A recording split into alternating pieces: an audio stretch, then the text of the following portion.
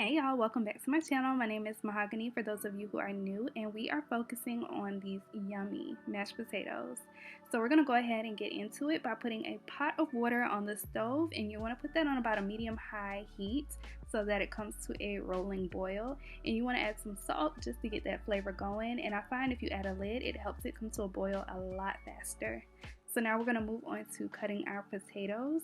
I preferably love to use these Yukon Gold potatoes. If you've been following me for quite some time, then you know that I love Yukon Gold potatoes. I feel like they always turn out a lot creamier than russet potatoes or red skin potatoes, and depending on what I'm making, I typically always go towards the Yukon Gold potatoes because I love the texture.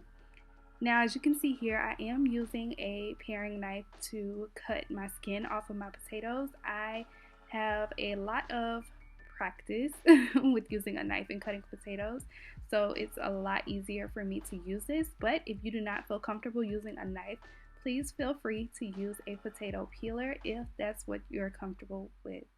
Like I said, I've been doing this for quite some time, so it's a lot easier, and I am very careful when using it.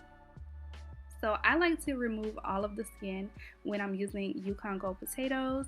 I feel like the skin doesn't serve any purpose in these mashed potatoes. Unless you like that, then definitely go for it. But the only time I like to leave the skin on is when I'm using red skin potatoes, and even then I don't leave all of it on.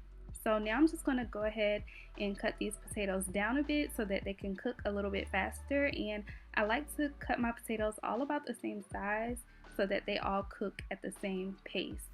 So I'm just going to go through and finish cutting up the rest of my potatoes, and when I'm back, I'm going to show you what I'm going to do next.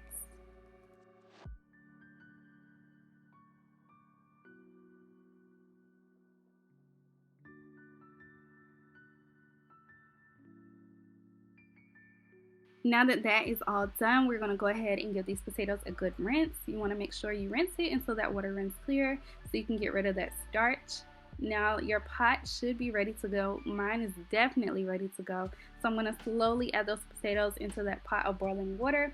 If you need to, please use utensils to help you. The last thing I want is for you to get burned while trying to do this, so take your time. You'll know your potatoes are ready when you can pierce a fork completely through them and they don't give at all, which means they are soft and they are done and they are just like we like them. So you're going to remove that from the heat, and we're going to drain all of that excess water from those potatoes. I like to add my potatoes to a separate bowl, but this is truly optional. I feel like I have more control over it, and I kind of like the presentation a little bit better than just leaving them inside of a pot. Immediately, I'm going to add in some butter because I want that heat to help melt the butter. Now, I'm not one of these people who have all of the utensils in the world, although I would like to have every kitchen utensil there is. I don't. So I'm going to use a whisk to help me mash these potatoes, and honestly, it gets the job done, especially if you like a lumpier potato. This is perfect. So once that's all done, I'm going to add some garlic powder and some salt as well.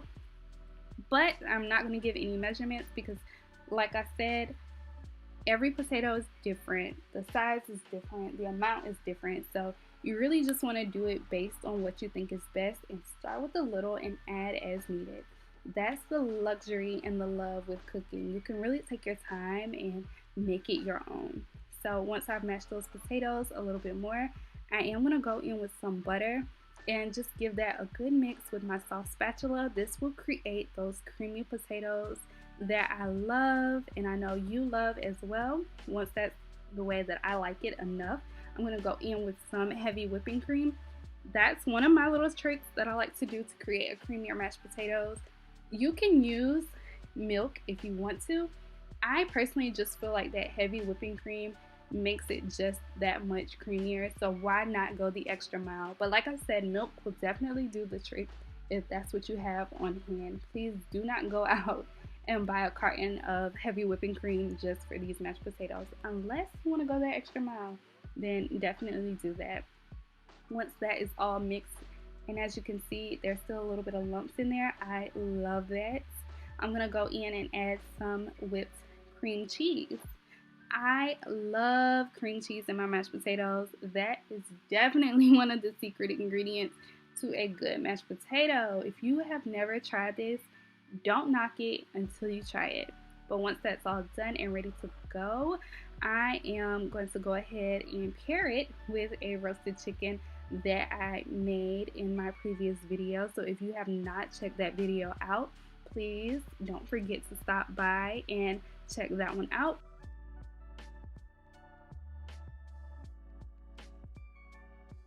And just to make sure it's absolutely perfect, go in and give it one last taste. But this is it for this video. I really hope you enjoyed it. Don't forget to like, comment down below, and subscribe. And I will see you tomorrow. Bye, y'all.